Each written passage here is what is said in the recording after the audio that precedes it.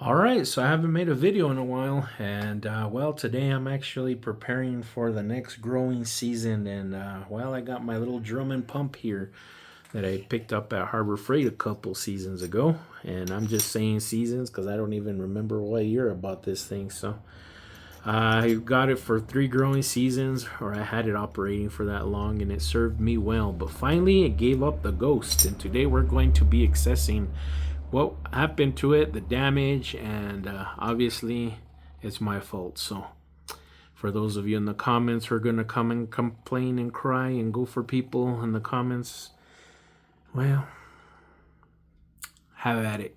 Anyways, here we go. So anyways, this pump, I've had it for a long time, and I'm not even going to exaggerate when I tell you I've ran over 50,000 gallons of water through this thing, just because I've had this thing running overnights for many nights. I use this with a gas pressure washer to have like a mobile pressure washer system. I've transferred water to remote parts of the garden or remote gardens and remote parts of the land. I'm not even kidding. I beat the heck out of this thing. I mean, even the motor's already getting rust on it.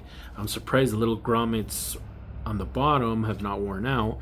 The switch also gave out.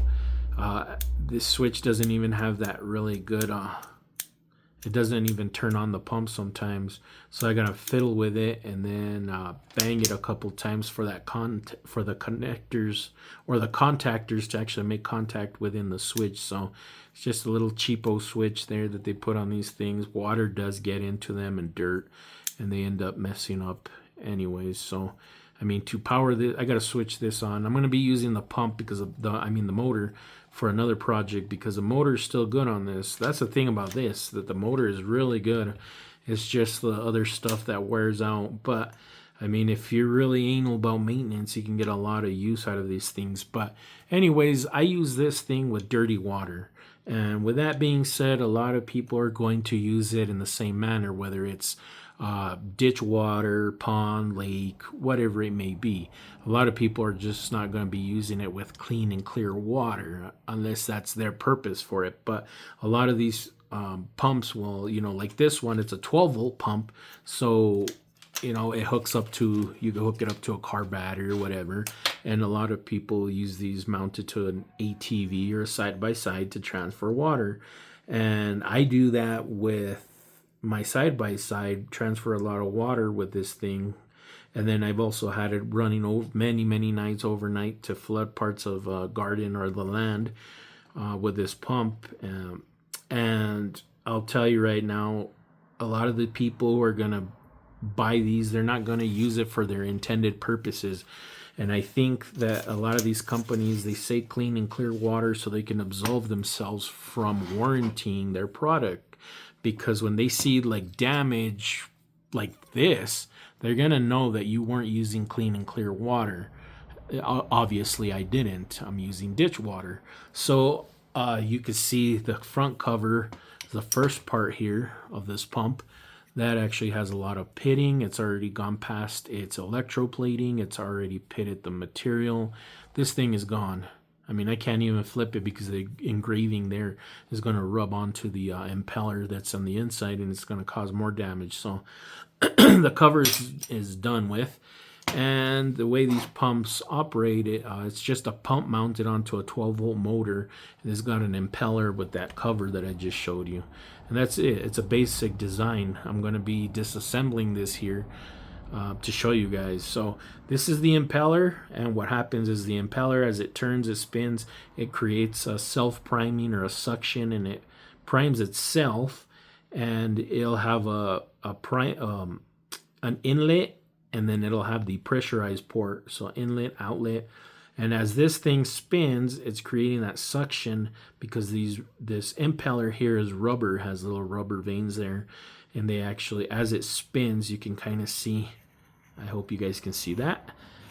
As it spins, the little rubber pieces are, expanding and contracting, and they're creating that self-priming, and then they're also pressurizing, they're pushing that water out.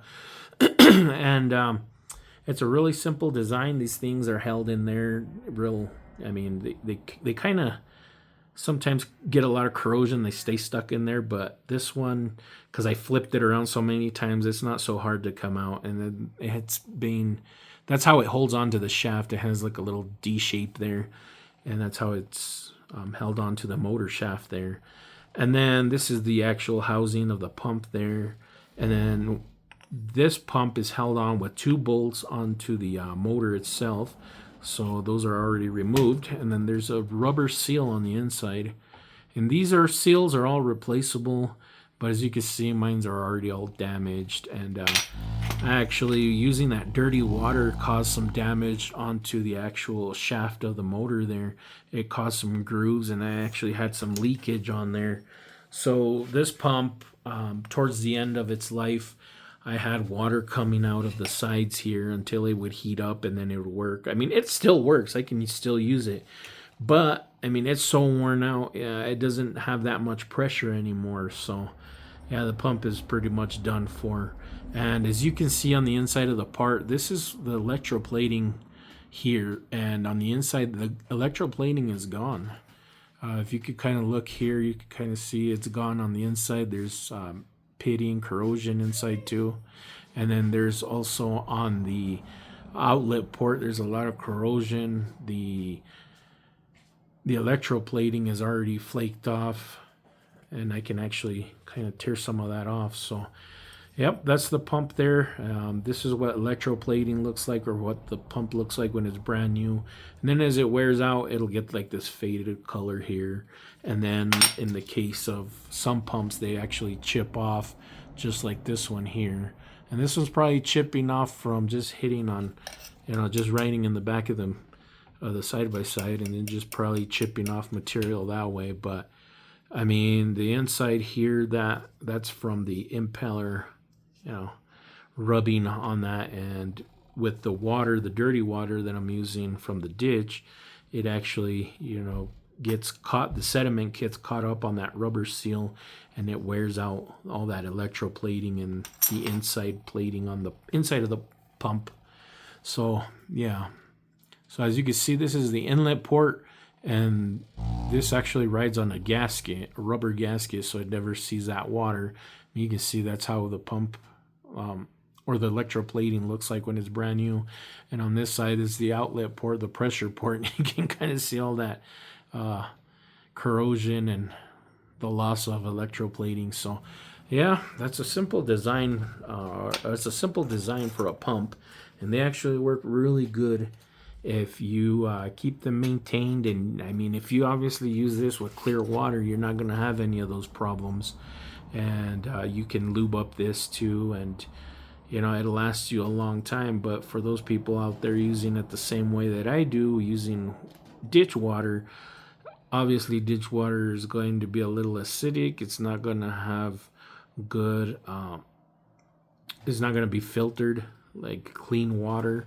And the filters that do come included with these kits, they have kind of large holes on there, so you're going to get sediment going in there. But I would suggest, if you're going to, or if you want long service out of one of these things, make sure that you use a finer mesh filter, so you don't damage the pump. Maybe you can use like a pantyhose, or women's pantyhoses over the filter, and that has a real fine mesh. That'll actually protect a lot of sediment from getting into the pump.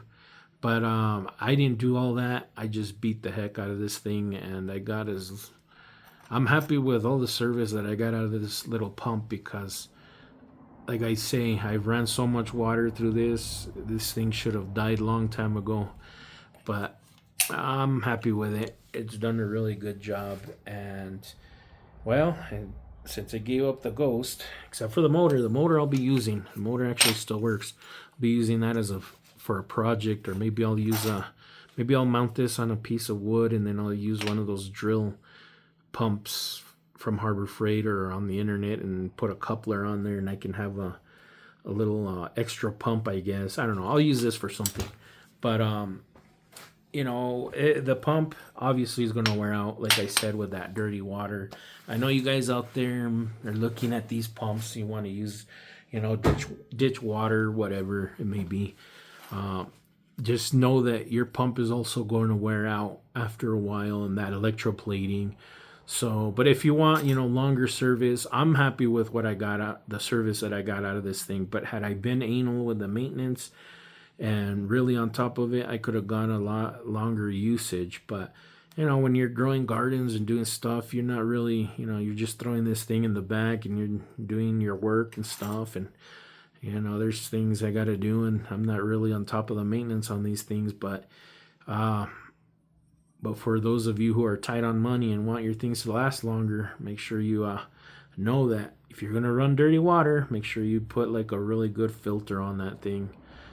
Yeah, that'll make it last a lot longer. But I'm happy with the service I got out of this thing, so no complaints here. It was a pretty cool little unit, but I will complain about something these days with the economy, the way that it is. Everything's gone up and stuff. The prices of these have rised up, and everything at Harbor Freight is like really expensive now.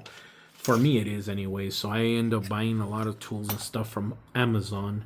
And I will tell you that on Amazon, I found these things for $35. That's a heck of a deal. You get it's the same pump, because these pumps, they're created in mass or mass produced.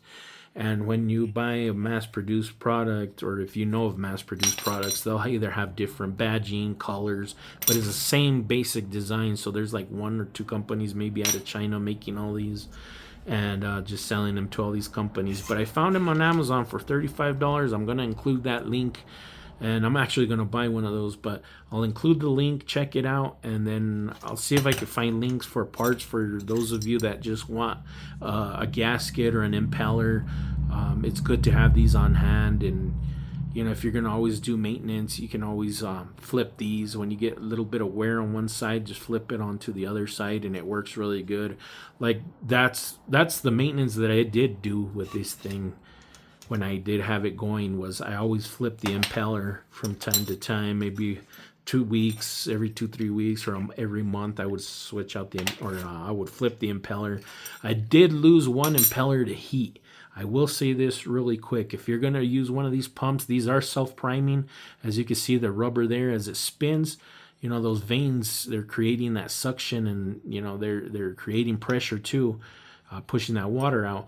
But these do get a lot of wear, and if you run this pump dry, just maybe for 30 seconds to a minute, you can burn out the impeller, because the friction alone, as it's dry, will actually heat up the base material, or the aluminum casing here, and it turns into a heat sink, which further damages the impeller in there. So I did that by accident, and I had it running maybe for about 1 minute to 3 minutes dry, and when I went to pick it up, it burnt my hand. So yeah, and it destroyed that impeller. So just make sure you don't run yours dry or anything like that, especially for you guys that, I know I get questions all the time for you guys that already have these. And I've had people ask me where you get these impellers and stuff, or the gaskets, and you can get those on Amazon. I think I have the links on my other videos of that, and then through my Amazon influencer site, I know I have these impellers and the gaskets on there. But yeah, I mean, a good little pump. And if you're looking into one of these, if you don't own one yet and you're looking into one, check out that link, because that link is going to save you at least half the price what you'd pay at Harbor Freight. Now, I will say at Harbor Freight, you do get that 30 to 90 day warranty, I think, and you can buy extended warranty. But I will say that with that warranty, you can't return the pump or exchange it at the store. You have to do an online application, and with that application, you have to wait a week to maybe a month, and then they approve your if you get a damaged pump or something like that, they have to approve your application, and then they send you the money through a gift card. I've done that with a different pump. It was a bad pump, and it was actually, I think it was an AC pump. It wasn't one of these, but it was, I don't even know if it was the same brand, but I know I had to put an application. I waited like 2 weeks. They finally approved it and gave the money in a gift card, which I used it on another tool at Harbor Freight. So, but just to give you guys a warning ahead of time, if you're going to do warranty on one of these things, you can't just return it to the store if the box is open, because I don't know what you've ran through this thing. So when it comes to like Amazon, of course, you're only going to get the 30-day warranty. You know, I don't think the manufacturers are going to give you warranties on there. I guess that's the only reason why it costs us what it costs at Harbor Freight, because, you know, if they have to honor that warranty, well, you know, they're probably going to. That's why it costs that much. They're going to have to. I mean, they pay cheap for these products, and then they have to warranty 1, 2, or 3 of them, and yeah. So instead of losing out money, they might as well just charge a good price for the pump ahead of time. But anyways, I think I'll go ahead and leave it there. But yeah, the damage was caused by me though, because I was running that water with sediment in there.